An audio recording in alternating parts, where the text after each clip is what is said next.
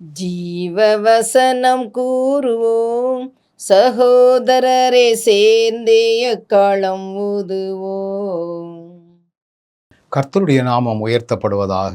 கிறிஸ்துவுக்குள் அன்பானவர்களே, இந்த நாளிலும் ஜீவ வார்த்தை ஒன்றை கேட்போம். ரூத்தின் புஸ்தகம் 2வது அதிகாரம் 12ஆம் வசனம் எப்படி சொல்லுகிறது? உன் செய்கைக்கு தக்க பலனை கர்த்தர் உனக்கு கட்டளையிடுவாராக. இஸ்ரவேலின் தேவனாகிய கர்த்தருடைய செட்டைகளின் கீழ் அடைக்கலமாய் வந்த உனக்கு அவராலே நிறைவான பலன் கிடைப்பதாக. வசனம் மிக தெளிவாய் சொல்லுகிறது. போவாஸ் என்கிற ஒரு மனிதன் இந்த ரூத் அப்படிங்கிற ஒரு பெண்ணை பார்த்து அவர் சொல்லுகிறார், உன் செய்கைக்கு தக்க பலனை. பார்த்தீங்கன்னா, நம்முடைய செய்கைகள் சரியாக இருந்துச்சுன்னா அதற்கு ஒரு பலன் இருக்குது. தேவன் விரும்பக்கூடிய செயல்பாடுகள், நற்கிரியைகள், தேவன் விரும்பக்கூடிய காரியங்கள் நமக்குள்ள இருந்துச்சுன்னா அதுக்குரிய ஒரு பலனை கர்த்தர் உனக்கு கட்டளையிடுவார். ஆண்டவரால் நமக்கு அப்படிப்பட்ட ஒரு மேன்மையான காரியங்கள் நமக்கு உண்டாகும் அப்படின்னு சொல்லி வசனம் சொல்லுது.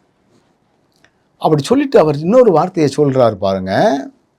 அவர் சொல்லக்கூடிய வார்த்தைகளை பாருங்கள். கர்த்தருடைய செட்டைகளின், அதுவும் இஸ்ரவேலின் தேவனாகிய கர்த்தருடைய செட்டைகளின் கீழ் அடைக்கலமாய் வந்த உனக்கு, உன்னதமானவரின் மறைவில் இருக்கிறவன் சர்வ வல்லவருடைய நிலையில் தங்குவான்.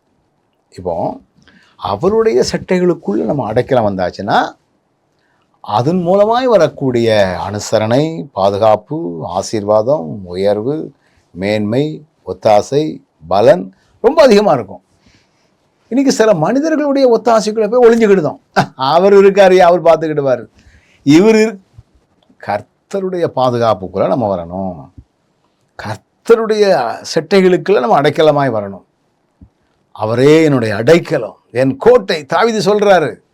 இந்த அடைக்கலமான எண்ணங்கள் நமக்குள்ள வந்துச்சுன்னா நம்முடைய அனைத்து காரியங்களையும் நேர்த்தியாக கவனிக்கிற, பாதுகாக்கிற ஆண்டவருக்குள்ள நம்ம சரியாக வைத்திருக்கிற ஆண்டவர் நம்மோடு கூட இருக்கிறார்.